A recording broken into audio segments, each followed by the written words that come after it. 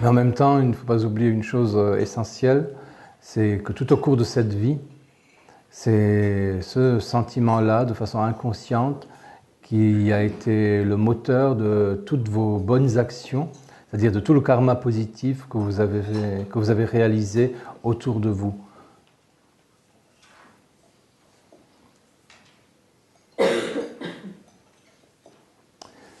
Et par rapport à la honte, il y a deux types de honte. Une honte très négative, celle qui paralyse, celle qui fait fuir, celle qui fait que les gens se cachent. Celle-là, elle n'est qu'aggravation encore de la honte elle-même. Et puis il y a une autre forme de honte, et c'est celle-là qui est active chez vous. C'est celle qui justement rend plus créatif, qui met au service, qui est dans une forme de repentir réparateur par rapport à un passé beaucoup plus lointain. Et la honte est le passage obligé à un moment par rapport à tout ce qu'on a fait pour de mauvaises raisons et par rapport à tous ces traits négatifs du caractère. Une fois qu'on voit le malheur que ça représente pour soi-même et pour les autres et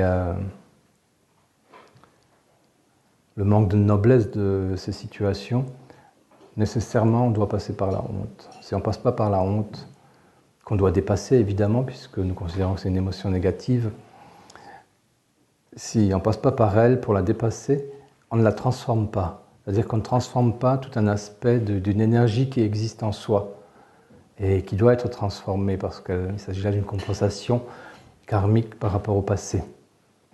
Donc la honte est un passage obligé et celui qui n'a pas de honte à un moment ou à un autre par rapport à soit ses pensées, soit ses comportements, soit ses paroles, celui-là ne peut pas réellement évoluer.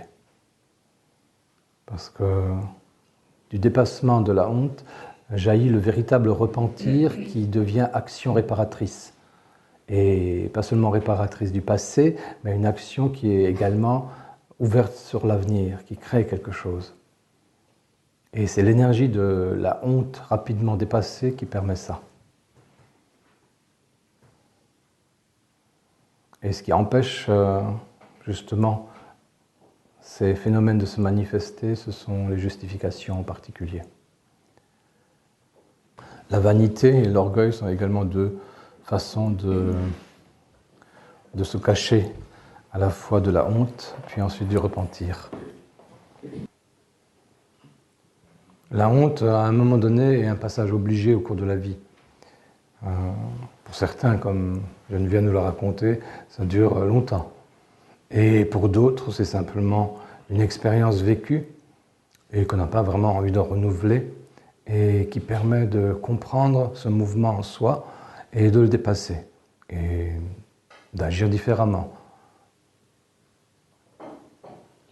Et le repentir est ce qui suit la honte. Le repentir, c'est la prise de conscience réelle de ce qu'on a fait, de ses conséquences, de la valeur ou du manque de valeur de ce qu'on a fait, et il y a une forte volonté de le corriger. Ça remplace la honte.